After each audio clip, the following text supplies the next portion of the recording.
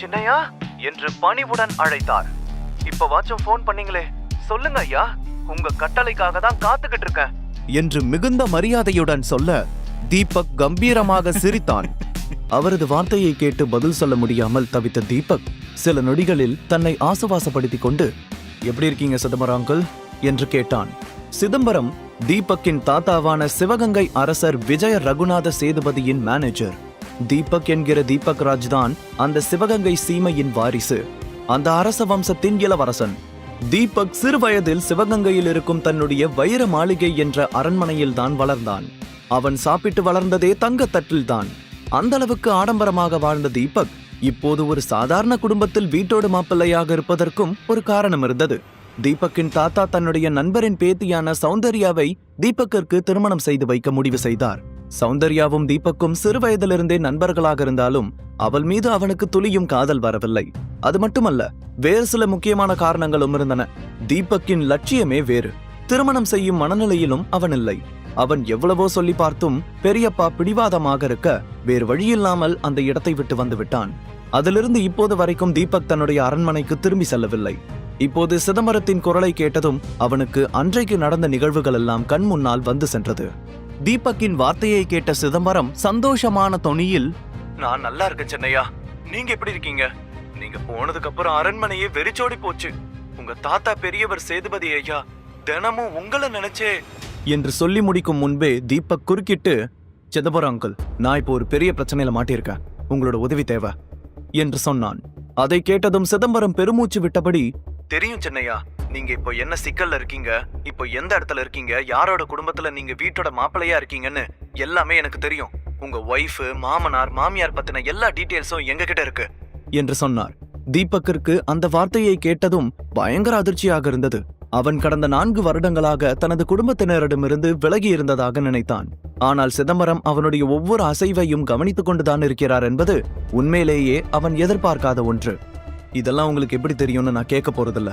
எனக்கு என்ன பிரச்சனைன்னு உங்களுக்கு தெரியும்ல, அப்படின்னா உடனே எனக்கு ஒரு 30 லட்சம் வேணும், அனுப்பிவிடுங்க என்று உறுதியான தோணியில் சொன்னான் தீபக். சின்னையா, உங்களுக்கு என்ன ஆச்சு? நீங்க ஒரு ராஜா, நீங்க ஏன் இன்னொருத்தவங்களோட வீட்ல வேலைக்கார மாதிரி எச்ச பிளேட்ஸ் எல்லாம் கழுவிட்டு இருக்கீங்க? சிவகங்கையில இருக்கிற உங்களோட சிம்மாசனத்தை விட்டுட்டு நீங்க ஏன் இப்படி கஷ்டப்படுறீங்கன்னு என்னால புரிஞ்சுக்கவே முடியல. எதுக்கு உங்களுக்கு இந்த பிடிவாதம் என்று சிதம்பரம் ஏமாற்றத்துடன் கேட்டார். இது பிடிவாதம் இல்ல அங்கிள், வைராக்கியம். இந்த உலகத்துல வீட்டோட மாப்பிள்ளையா இருக்கிறது தான் எல்லாரும் ரொம்ப கேவலமான ஒன்னா நினைக்கிறாங்க. இப்போ எனக்கு அதுதான் தேவைப்படுது. ஏன் எதுக்குன்னு இப்ப என்கிட்ட எதுவும் கேட்காதீங்க. நேரம் வரும்போது சொல்றேன் சிதம்பரம் அங்கிள். இப்ப என்னோட பிரச்சனைக்கு நீங்க ஹெல்ப் பண்ண போறீங்களா இல்லையா என்று கேட்டான் தீபக். சின்னையா, நீங்க உத்தரவு போட்டா அதை பண்றதுதான் ஏன் வேலை. ஒரு நாள் நீங்க என்கிட்ட உதவிக்கு வருவீங்கன்னு ஏற்கனவே பெரிய ஐயா சொல்லியிருந்தாரு. அப்படி நீங்க என்கிட்ட பேசும்போது உங்களுக்கு ஒரு கண்டிஷன் வைக்க சொன்னாரு என்று சொன்னார் சிதம்பரம். கண்டிஷனா? என்னது என்று தீபக் சந்தேகத்துடன் கேட்டான். நீங்க சௌந்தர்யா மேடம கல்யாணம் பண்ணணும் என்று சொன்னார் சிதம்பரம். அதை கேட்டு அதிர்ச்சியான தீபக், அங்கிள் நீங்க என்ன பேசுறீங்க? எனக்கு ஏற்கனவே கல்யாணம் ஆயிடுச்சு. அப்புறம் எப்படி என்னால சௌந்தர்யாவை கல்யாணம் பண்ண முடியும்? சான்ஸே இல்ல என்று உறுதியாக சொன்னான். சின்னையா, உங்களுக்கு நடந்திருக்கிற கல்யாணத்தை உங்க குடும்பத்துல யாரும் ஒரு பொருட்டாவே நினைக்கல. அந்த பொண்ணுக்கும் உங்க மேல இஷ்டம் இல்லைன்னு எங்களுக்கு தெரியும் என்று சொன்னவுடன் தீபக் ஒரு நொடி அமைதியானான். இங்க சிவகங்கையில நீங்க வாழ போற வாழ்க்கையே வேற. எந்த இடத்துல உங்களோட கல்யாணம் நின்னுச்சோ அதே இடத்துல உங்களுக்கும் சௌந்தர்யாவுக்கும் திரும்பவும் கல்யாணம் நடக்கணுங்கிறது தான் எல்லாரோட ஆசையும். இன்னும் நம்ம மண்டபத்தை அலங்கரிச்சுதான் வச்சிருக்கோம். அதனால நீங்க உங்களோட ஒய்ஃப் ஷர்மிளாவை டிவோர்ஸ் பண்ணிட்டு சௌந்தர்யாவை கல்யாணம் பண்ணிக்கிறேன்னு சொல்லுங்க. அப்போதான் என்னால உங்களுக்கு ஹெல்ப் பண்ண முடியும் என்று தொடர்ந்து சொன்னார் சிதம்பரம். அதை கேட்டு கடுப்பான தீபக், அங்கிள் நேரம் பார்த்து பழி வாங்குறீங்களா என்று கோபமாக கேட்க, என்ன மன்னிச்சிடுங்க சின்னையா, இதை நான் வேணும்னே பண்ணல. இது பெரிய ஐயாவோட ஆர்டர், என்னால் அதை மீற முடியாது என்று பணிவுடன் சொன்னார் சிதம்பரம். அதை கேட்டதும் தீபக் தீவிரமாக யோசிக்க ஆரம்பித்தான். 4 வருஷம் ஆகியும் தாத்தா இன்னமும் அதே பிடிவாதத்தோட தான் இருக்காரு. ஆனா அவரோட அந்த பிடிவாதத்துக்காக என்னோட 4 வருஷ வாழ்க்கைய நான் கெடுத்துக்க விரும்பல என்று சொன்னவன் திரும்பி ஷர்மிளாவை பார்த்தான். ஷர்மிளா விவேக்கிற்கு கால் செய்வதற்காக அவளுடைய போனை நோண்டிக் கொண்டிருந்தாள். அதை பார்க்கும்போது தீபக்கின் இதயம் இன்னமும் படபடப்பாக ஆரம்பித்தது. விவேக் மாதிரியான ஒரு சைக்கோ கிட்ட என்னோட பொண்டாட்டியை அனுப்ப முடியாது. அதை மட்டும் நான் பண்ணனா நான் அவளுக்கு ஒரு புருஷனாவே இருக்க தகுதி இல்லாதவன் ஆயிடுவேன் என்று மனதிற்குள் சொல்லிக் கொண்டவன் ஒரு பெருமூச்சு விட்டபடி, சரிங்க அங்கிள், நீங்க சொன்ன கண்டிஷனுக்கு நான் ஒத்துக்கிறேன். ஆனா எனக்கு 1 வருஷம் மட்டும் டைம் வேணும். நான் ஷர்மிளாவோட மனசு கஷ்டப்படாத மாதிரி அவளுக்கு புரிய வச்சு முறையா டிவோர்ஸ் வாங்கிட்டு சொன்ன மாதிரி 1 வருஷம் கழிச்சு சௌந்தர்யாவை கல்யாணம் பண்ணிக்கிறேன் என்று சொன்னான். அதை கேட்டதும் சிதம்பரத்திற்கு சந்தோஷம் தாங்க முடியவில்லை. சின்னையா, நீங்க நிஜமாதான் சொல்றீங்களா? இந்த விஷயத்தை கேட்டா பெரிய ஐயா எவ்வளவு சந்தோஷப்படுவார் தெரியுமா? என்று சிரித்துக்கொண்டே சொன்னார். உடனே தீபக், சரி, எனக்கு இன்னொரு ஹெல்ப்பும் வேணும். 30 லட்சத்தோட சேர்த்து எனக்கு எஸ்வி குரூப்ஸ் கம்பெனியும் வேணும் என்று சொன்னான். என்ன, எஸ்வி குரூப்ஸா? ஆனா எதுக்காக அதை கேக்குறீங்க?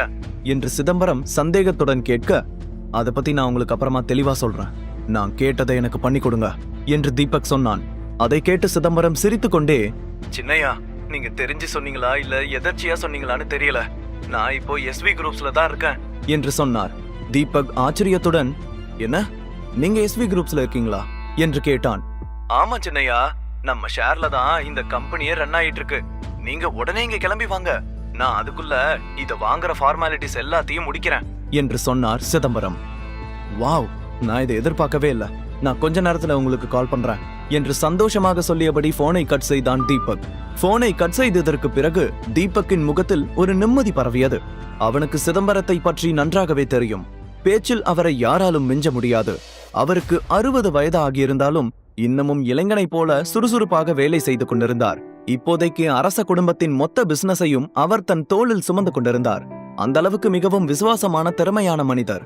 தீபக் ஷர்மிளாவை ஒருமுறை பார்த்துவிட்டு, நான் சீக்கிரமே சிதம்பரத்தை பார்த்து செக்க வாங்கணும், அப்பதான் என்னால ஷர்மிளாவை விவேக் கிட்ட போக வைக்காம தடுக்க முடியும் என்று தனக்குள் சொன்னவன் வேகமாக அங்கிருந்து ஒரு ஆட்டோவை பிடித்து எஸ்வி குரூப்ஸுக்கு சென்றான்.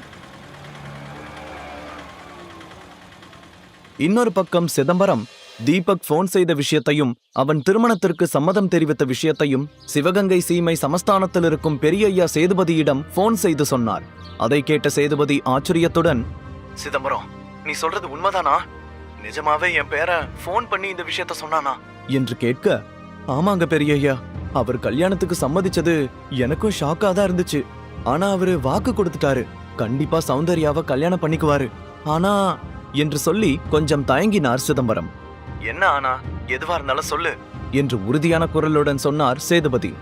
பெரியய்யா, தீபக் இப்போ கல்யாணம் பண்ணியிருக்கிற பொண்ணை டிவோர்ஸ் பண்ணிட்டு வரதுக்கு 1 வருஷம் டைம் கேட்டிருக்காரு என்று சிதம்பரம் சொல்ல, உடனே சேதுபதி சிரித்துக்கொண்டே, இவ்வளவுதானே, அவனுக்காக 4 வருஷம் வெயிட் பண்ணோம், இன்னும் 1 வருஷம் வெயிட் பண்ண மாட்டோமா? தாராளமா டைம் எடுத்துக்கிட்டோம் என்று சொல்லி சந்தோஷமாக போனை கட் செய்தார்.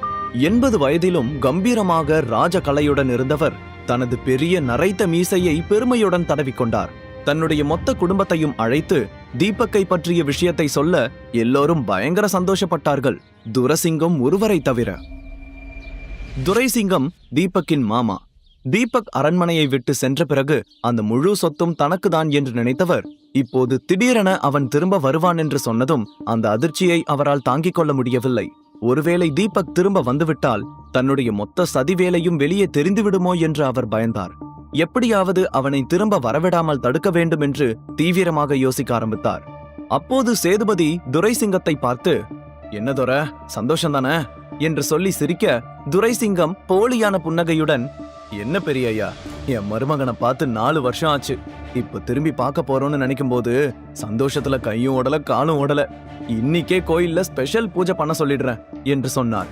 அதை கேட்டதும் சேதுபதி சிரித்துக்கொண்டே, சரி, இந்த சந்தோஷமான விஷயத்த நீயே நேர்ல போய் சௌந்தர்யா கிட்ட சொல்லிட்டு வா, அவளுக்கு தெரிஞ்சா ரொம்ப சந்தோஷப்படுவா என்று சொன்னார். உடனே துரைசிங்கம் சரி என்று தலையை ஆட்டிவிட்டு மனதுக்குள் கோபத்துடன் அந்த இடத்தை விட்டு நகர்ந்தார்.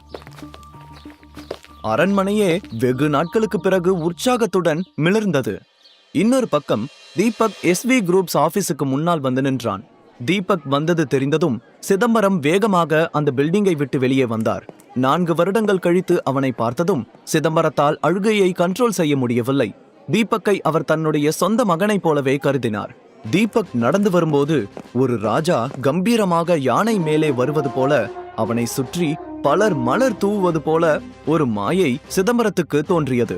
வெளி உலகத்திற்கு தீபக் ஒரு சாதாரண மனிதனாக இருந்தாலும் உண்மையில் தீபக் யார், எவ்வளவு 1000 கோடி ரூபாய்களுக்கு அவன் சொந்தக்காரன் என்ற விஷயமெல்லாம் சிதம்பரம் ஒருவருக்கு மட்டும்தான் தெரியும். தீபக் நினைத்தால் கண்ணிமைக்கும் நேரத்தில் எஸ்வி குரூப்ஸை போல 10 கம்பெனிகளை வாங்க முடியும். சிதம்பரம் அருகில் வந்ததும் தீபக்கை கட்டி பிடித்து, எத்தனை நாளாச்சு உங்களை நேர்ல பார்த்து, இன்னமும் அப்படியே தான் இருக்கீங்க என்று கண்கலங்க சொல்ல, நீங்க கூட என்னவா, இன்னமும் சின்ன பையன் மாதிரி அப்படியே தான் இருக்கீங்க என்று தீபக் சொல்ல சிதம்பரம் வெட்கத்தில் சிரித்தார். சரி, கம்பெனியை வாங்குறதுக்கான ஃபார்மாலிட்டிஸ் எல்லாம் முடிஞ்சுதா என்று தீபக் கேட்க, உங்களோட கால் வந்ததுமே நான் எல்லாத்தையும் முடிச்சிட்டேன் சின்னையா, நீங்க சைன் பண்றது மட்டும் தான் பெண்டிங் என்று சொன்னார் சிதம்பரம். Very good. ஆனா அதுக்கு முன்னாடி எனக்கு ஒரு வேலை இருக்கு. இந்த கம்பெனியோட சேர்மேன் சேகர் தானே? அவரோட பெர்மிஷன் இல்லாம இந்த இடத்துல ஒரு விஷயம் கூட நடக்காதுன்னு சொல்றாங்க, அப்படியா என்று தீபக் கேட்க, நீங்க சொல்றது சரிதான் என்றார் சிதம்பரம். அப்படின்னா அவருக்கு கொஞ்சம் ரெஸ்ட் கொடுக்கலான்னு நினைக்கிறேன். சீக்கிரமே அவரை இந்த கம்பெனில இருந்து தூக்கி ஜெயிலுக்கு அனுப்ப ரெடியா இருங்க என்று சொன்னான் தீபக். அதை கேட்டு சிதம்பரம், எங்க இருந்தாலும் எப்படி இருந்தாலும் ராஜா ராஜாதான் மனதுக்குள் சிரித்து கொண்டவர், சின்னையா, இப்போ இந்த கம்பெனியோட மொத்த அதிகாரமும் உங்க கையில தான் இருக்கு. நீங்க என்ன வேணாலும் பண்ணலாம். நீங்க நினைச்சா தலைவர் பதவியில கூட உட்காரலாம் என்று சொன்னார். இல்ல அங்கிள், எனக்கு இப்ப எந்த பதவியும் வேண்டாம். இப்ப இந்த கம்பெனியோட வைஸ் சேர்மேன் யாரு என்று கேட்டான் தீபக். உடனே சிதம்பரம் கொஞ்சம் யோசித்துவிட்டு ஆதவன் என்றார். சரி, அப்படின்னா இன்னையில இருந்து ஆதவன் தான் SV குரூப்ஸோட நியூ சேர்மேன் என்று சொன்ன தீபக் ஆபீஸுக்குள் சென்றான். சிதம்பரமும் அவனுடன் இருந்ததால் அவனை யாரும் தடுக்கவில்லை. இன்னொரு புறம் ஷர்மிளா விவேக்கிடம் போனில் பேசிவிட்டு அவனை பார்ப்பதற்காக SV குரூப்ஸுக்கு வந்து கொண்டிருந்தாள். தீபக்கும் சிதம்பரமும் ஆபீஸுக்குள் நுழைந்ததும் ஒரு 32 வயது பெண் வேகமாக வந்து அவர்கள் இருவரையும் தடுத்து நிறுத்தினாள். அவளுடைய பெயர் ஷாலினி.